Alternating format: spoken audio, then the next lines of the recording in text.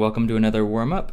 Go ahead and give these three a couple of minutes, at least until you can recognize where you get stuck. Hopefully you don't on these.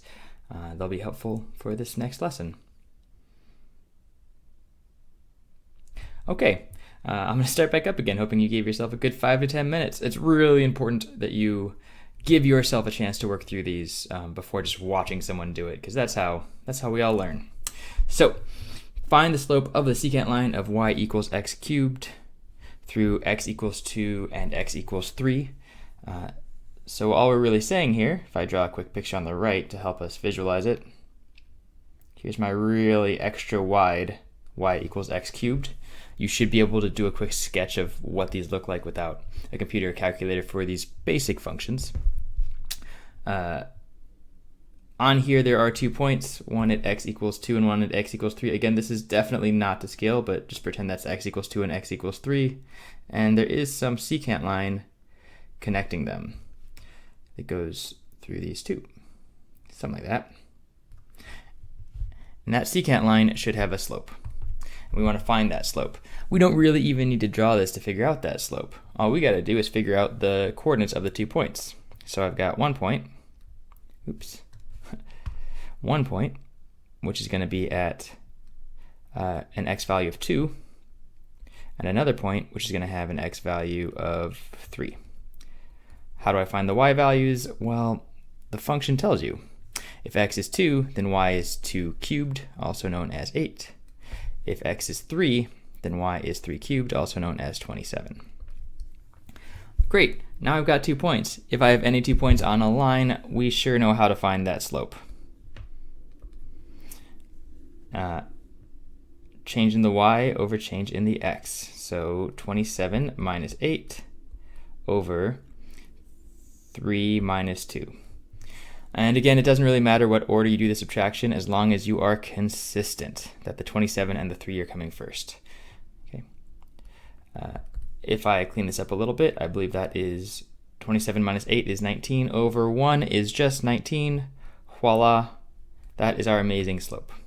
Pretty darn steep, so you notice that my picture is definitely not to scale. A slope of 19 would be, that line would look almost vertical, because y equals x cubed grows pretty darn fast. Okay, moving on to number 2. Your position is given by this function. We will often use an s for position. It's sort of tradition in physics. And a t will often be used for time, but you don't have to. Y's and x's are fine, as long as you can read it and understand it when someone else does it this way. And then use a table to estimate our velocity. We are going to try to not use tables as soon as possible. I'll admit they're kind of annoying to do by hand. If this were a different class, we might spend a bit more time programming this up for a computer to do these tables for us, but our goal is actually to get away from tables, even though they do have a place in the world of math. So I'm going to put a t on the left here and an m on the right. A little bit different than a table for a function, because normally you put an s here for our y values, but we just want to know our slopes. Okay, let's figure out what are some appropriate t values. If I want to know close to 1, well then I should probably walk closer and closer to 1. So maybe a 0 and a 0.5 might make sense, and a 0.9 might make sense. And you could even do a 0.99 if you wanted to. I probably want to walk in from the right side as well. So something bigger than 1. And then closer to 1 but still bigger, and then closer to 1 but still bigger, and you could even go 1.01 or 1.001. Oftentimes you just kind of keep going until your numbers stabilize, until you're not really seeing a difference or a meaningful difference as you get closer. Okay, I'm just going to do 1 or 2 of these for you. At t equals 0, what is the slope that we're going to get? Well, it looks like my x values are going to go from 1 minus 0, right? T equals 1 to t equals 0. At 1, my s value, or that same as the y value, if I plug in a 1 here, I get a 2 minus a 1 is just going to be a 1. So I'm showing a little bit less work here. If I plug in a 0, I get a 2 times 0 is 0 minus 1 is negative 1. 1 minus negative 1 is 2, so I get a 2. Ta-da! If I did t equals, let's jump to the other side here, keep my math a little easier with the whole numbers. T equals 2, then m is equal to, on the bottom, I probably am going to write a 2 minus 1, which means I need to plug in that t equals 2 first. I would get a 4 minus 1 is 3.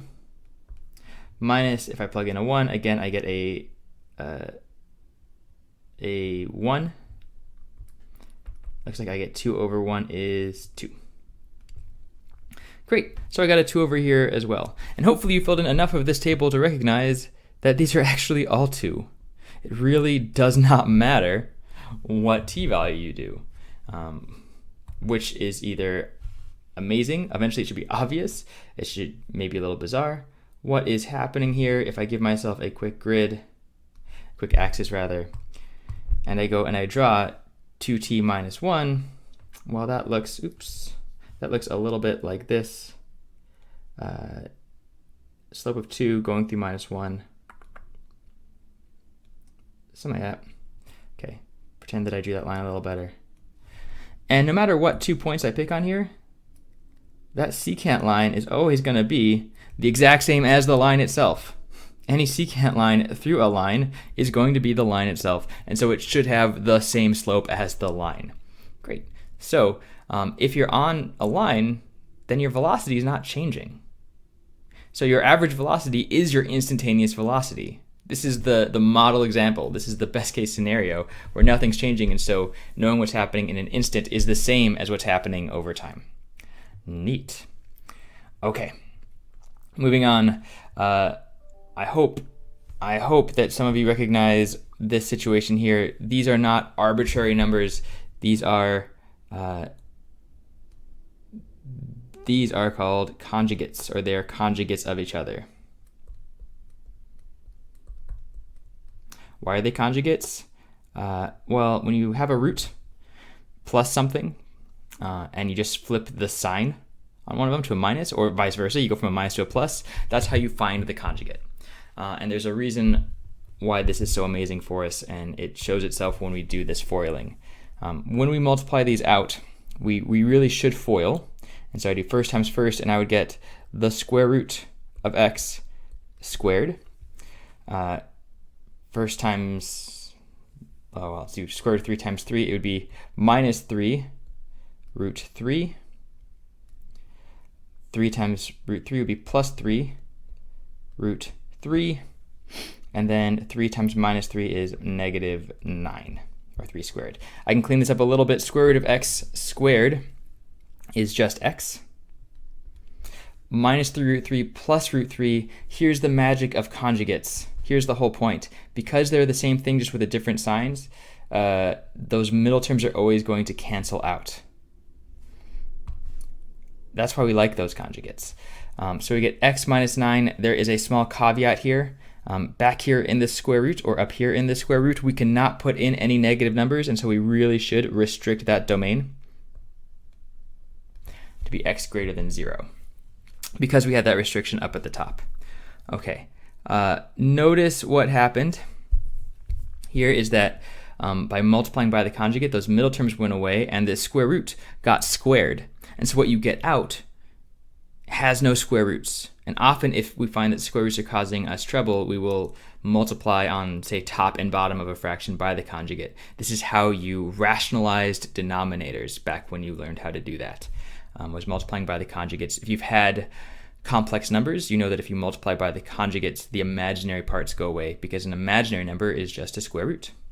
Great, that is it for this amazing warm-up. Enjoy the rest of the lecture.